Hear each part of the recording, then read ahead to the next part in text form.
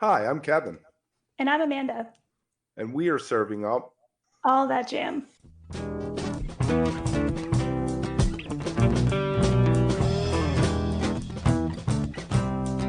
All That Jam, Quick Hit.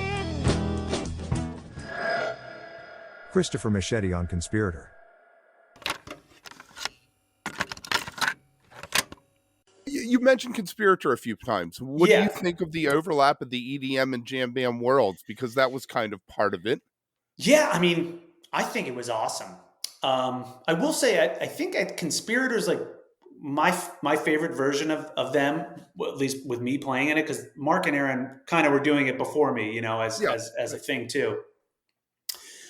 My favorite was when we had KJ Saka on the drums, who plays in the band Pendulum. I mean, he does his own thing too. KJ's just a monster, and Pendulum is like one of the biggest outside of America bands. They're just gigantic. And they're sure they're big here too, but I know they kind of only play like big festivals here, and they're not as big as King Gizzard. I don't think so. Not as Maybe big here as King Gizzard. Let me put it that way. yeah, okay. Um, I just hear but about that King was my Gizzard all the favorite. time on And it Twitter. was less jam. Like that was more like we were like a rock band, like doing. It was pretty like much like here's what it is. We were playing to a computer, and I would change up the solos every once in a while, but it was more of like it was more EDM with us playing the music. But I mean, I used to really like the bands like Iodo that were kind of doing it. It's a hard thing to like improvise for me at least, while the computer's happening. So, I mean, I think like the Biscuits still do a great job at that. Would you call it EDM or would you call it transfusion electronic jam? Transfusion, yeah, Yeah, yeah, you know, right, you know what I mean. Like it's like right, almost like yeah, you're going to pick a side, one or the right, other. right. Sure. I can get with that definitely. Because you are the computer will pull you off of any like we're on this when I say computer you're playing to a track, so we would like make these songs in Conspirator and then break them down and then play parts, and then the parts we couldn't play would have the computer playing. But what it means is you're you're still on a gig, someone has a click in their ears, and you're at any moment you're waiting for a cue to hit the button that cues the part to end the jam and or song. So you're kind of limited a little bit, but that was so much fun. We had a blast. I mean, it was more of like an energy transfer with the crowd. Right. Any chance that appears again at some point? I mean, the Well, Disco Biscuits seem to have hit a stride. oh man, it's so great. It's so good. It's nothing but smiles over there, and God bless. Awesome stuff. Yeah, well, we just played at summer camp, and it was like, it's that thing again where it's like, man, look at all these kick-ass songs. Like these songs are cool. And we actually like we had Dom and Jeremy from Big Gigantic, speaking of EDM, powerhouses, who do a lot of, I mean, he's man, Dom is incredible. Like, playing saxophone, same Jeremy on drums. I mean, and they take things out, and we had them up there, and there was a lot. I mean, I thought that was really cool. We all kind of came away from it like we should do this again, and we'll have to see. Again, it's like does it all line up? But I would imagine also the hang with that crew is one of the most fun hangs. It's almost like the show is like the show is the show, but if you put us all in this little room for an hour, it's going to be nothing but hilarity, So that's what makes it so much fun, really. Right. Yeah, Yeah, definitely. The friendships, I think that's the key to any collaboration is I think so being too. friends first. Yeah, yeah. It's Definitely. and listen, Rack is one of those bands too. I was going to say we've all been in these. There are relationships don't seem so important when you're young and you're having an argument about someone who speeds something up or whatever the fuck it is. That's such bullshit, Or as you get a little bit older in life, and life happens, and you lose people, or you reflect, and you become pretty grateful for your opportunities and your where you are. You realize that this is like what's important, and God, it feels good to be tight with everybody and Well, squash any kind of BS. And were you part of the songwriting process Yeah. with Yeah. with those guys. Okay, so With how is that Conspirator? different? Yeah, with Conspirator. Oh yeah. Yeah, Yeah, how is that yeah. different from writing with Rack? Yeah, it was a lot. Well, for me, okay, this is kind of funny and it could be boring, everyone, but so when Rack ended, I was like, I'm going to just kind of piggyback on what I just said, right? You got personalities and I should be doing this and, blah, blah, blah, and certainly younger. And we're like, let's take a break.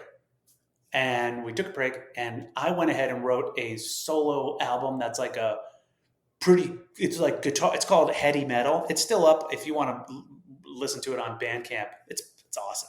Awesome. The solos are all like literally like I wrote all the solos, and like practiced the solos and then recorded the solos. It's pretty metally, but there's also some fun stuff. You Like can hear the Yngwie improv. Malmsteen metally, or People say it's like a Satriani meets whatever kind of thing, like meets Rack or the Dead or something like that. But it's pretty distorted and it was so much fun. And then I did like we went out on the road and like kind of played the Rack markets. And there's a friend of mine he owns a management company and in Denver. He maybe some of the bands we've mentioned who have great success, he may be a part of it. We were out with him and he had me play with him. He had another band and he was like, and I was like, dude, you got to hear this trio I have, and I put on this CD in the car back when this was a compact disc is what it's called. It keeps music on it. And I put in this, it's like, shredding, like, wild songs. And he's like, yeah, this is interesting. This is like 2010. He goes, you should hear like this music. And I think he put on like Pretty Lights or whatever it was at the time, that kind of the burgeoning electronic artist. 2010 was like, we're about to hit a shift. He's like, this is what the kids all want to hear these days. And I was like, interesting. And then I got asked to play with the Biscuits and then, was like, oh, this is interesting. And would spend, every night with Mark Brownstein, who's like, he's just so into music and was like, this, you got to do this. And the kids like it when we do this and this kind of thing.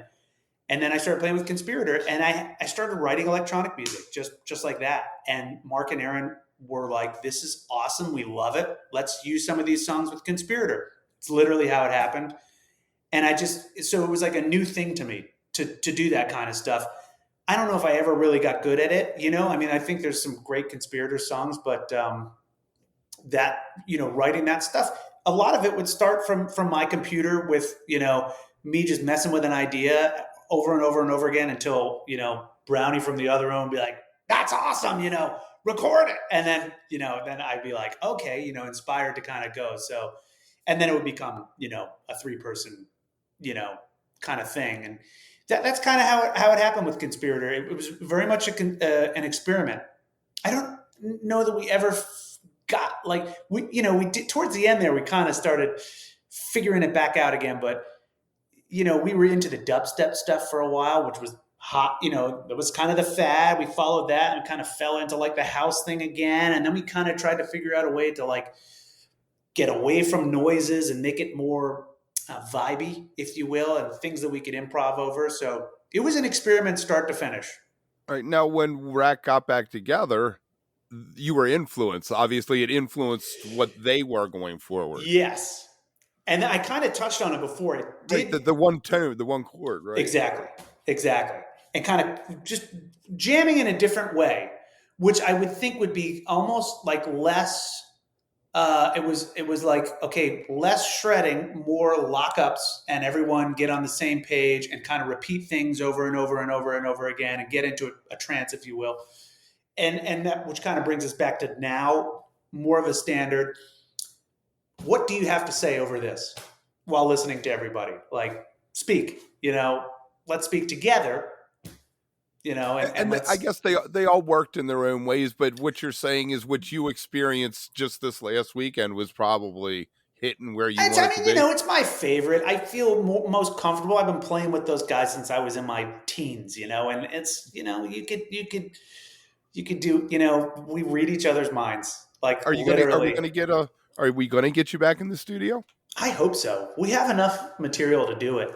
That's for sure. And what is even a studio these days? It's really just recording your parts, sending them around.